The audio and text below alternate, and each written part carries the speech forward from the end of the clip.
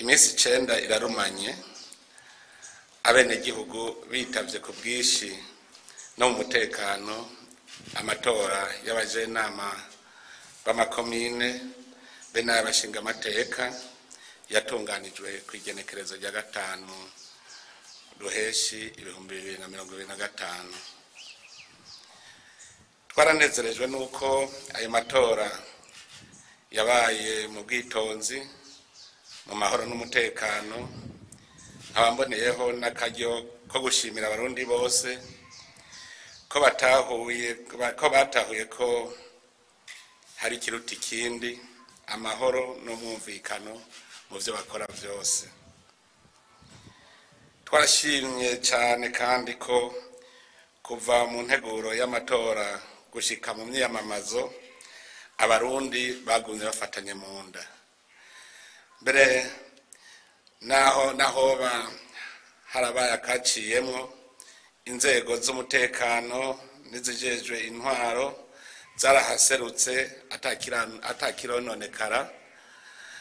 Mbere abashaka gutoba barashengezwa imbere y'ubutungane. Tugashima inyifato yaranze abanyamigambwe n'abitoza bahiganwa mu gukomeza umwumvikano hagati yabo no mu kudacisha ku buhomba abazotora. Mu kiringo c'amatora twarashimye ko abenegihugu berekanye ishaka bafise ryo kubakira igihugu kuri demokarasi mu kwitaba amatora ku bwishi kandi bunze ubumwe mu runani rw'intamenwa. Ivyo ni ikimenyetso kitabesha gitanga umwizero kuri kazoza ku Burundi mu iterambere. Turashima cyane ingene ayo matora yatunganijwe kuva mu nteguro gushika umunsi yo kwishikira mu kazu k'amatora. Ico gikorwa cagenze neza cyane. Abarundi bazinduka mu gatondo ka kare bagatora atamusunikano kandi bagatora ikiri ku mutima. Ibi tubishimira cyane cyane abajejwe umugwiseni ko bagumye hafi ibikorwa byose bijanye n'uwo mugirwa. Naho biruko twarumvise kandi twarabonye amatangazo y'abidoze bafise akangonongono bavuga ko hari aho bitagenze nk'uko bavyifuza. Turashima inyifato abarundi berekanye inyuma y'amatora kuko bose bagumye ku bikorwa vyabo bakagumya ubumwe n'umwumvikano ku buryo n'abafise akangonongono ata mutima wo guhungabanya umutekano berekanye. N'ubu ivyo basaba ubutungane bakaba bisaba batekanye. Abo bidoga nabo nashaka kubahumuriza kuko igihugu kirafise amategeko n'uburongozi bwitwararika ko ibintu byose bigenda neza aho naho Burundi atari paradizo. Burundi ntiburimwo amarayika. Birumvikana yuko hari abantu hari amurunturuntu kandi ntabishobora kwera byose ngo de. Ubwa mbere rero twashaka kwamenyesha ko uwatovye amatora atabatobeye uyu canke uriya mugambwe abatobeye igihugu. Nico gituma inzego zamazigavye kugira ntihagire ikibi kiba mu bihe vy'amatora. Nico gituma abantu bose bagerageje gutoba mu gihe c'imyamamazo bose barafashwe barashikanwa imbere y'ubutungane kugira ngo intahe bakubite mu gahanga. N'ubu turi ngaha kugira ngo tumenyeshe ko aho hose vyoba vyaratobekaye twerekane ko dutegerezwa gufata ingingo zibereye ku neza y'igihugu. Ubwa kabiri inzego z'igihugu zirashiraho ibishoboka vyose vyotuma atawiba canke ngo atoba amatora. Mbere hakategekanwa n'inderetsi kugira ngo zibi vyabona vy'ibibera mu bibanza vy'amatora byoshobora kononera umugirwa w'amatora hakiri kare. kugira ntihagire uwo kwibanaho. Turashima ko abantu batoreraho hanyuma bagaharuriraho nyene bose barorera.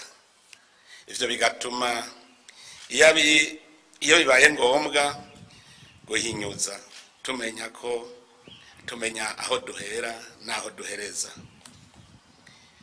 Ubwa gatatu, no mu gihe abantu bariko baratora, iyo hagize umuntu wese abona agahaze yamasabwa kugashira habona ubwo nyene.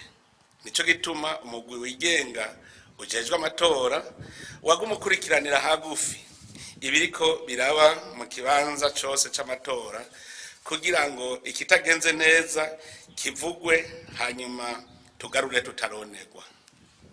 Nico gituma kandi n'ubu tudahengesha nyakumviriza abantu bose babonye agahaze kugira inzego z'igihugu zigasuzume hama zifata ingingo zibereye. Ubwa kane, ikirutangaza ubu nuko tuza twumva amahinyu bavuga ubu kandi vyari vyoroshe ko babivuga kiya gihe nyene abijejwe bagaca bitorera umuti bidatevye. Aha twarabonye nk'akarorero abavuga ko hari abatanguye amatora hakiri kare amasaha ataragera ngo bisigura ko amasandugu arimwo amakarata. Nk'ivyo vyari guca bivugwa kare ubwo nyene tugaca tubitorera umuti. Hari n'abandi bavuga ko hari abaherekeza abantu mu tuzu tw'amatora. Nk'icyo cari guca kivugwa ubwo nyene kigaca gitorerwa umuti. Hari bakavuga ngo hariho abatoje amakarata menshi. Ivyo vyari guca bitorerwa umuti ubwo nyene. Banone ingorane bahengera urukino rwaraheze bakaja kuvuga ngo harabaye ikimuga batigeze bakivuga igihe abatora ariko haraba. Abantu ntibaze barategera ingene urukino rw'amatora rugenda. Kubera ivyo vyose rero twumva twashaka dusabe ko ubu twova mu vyo kwidodomba tukaja mu vyo kwitwarira abakoreye aho vyoba vyarononekaye. Umutima uri munda kuko igihugu kiracahagarariwe n'abagabo bashaka ubutungane kandi ko bashaka vyose bigenda mu muco. Nico gituma asaba ubwa mbere ko umuntu wese afise akangonongono yokwerekana neza aho ivyo atemera vyabereye n'ivyo bakoze atemera.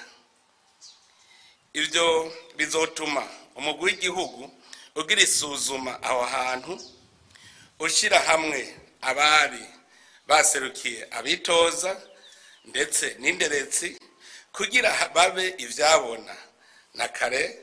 Inderetsi nizo zoba ivyabona kuko nizo ataho zegamiye. Ubwa kabiri, dusavye n'imigwi y'abigenga b'inderetsi ko mu kugira icegeranyo ishikiriza inzego z'igihugu nayo nyene yo kwerekana neza akazi ku kandi aho baharabaye amahinyu kugira naho nyene duhinyuze hanyuma dufata ingingo zibereye. Ico nemereye abarundi nuko abo bazosanga barononye amatora bose, baba bo mu mugwi wigenga seni, baba abandi bose bazohanwa hakurikije amategeko.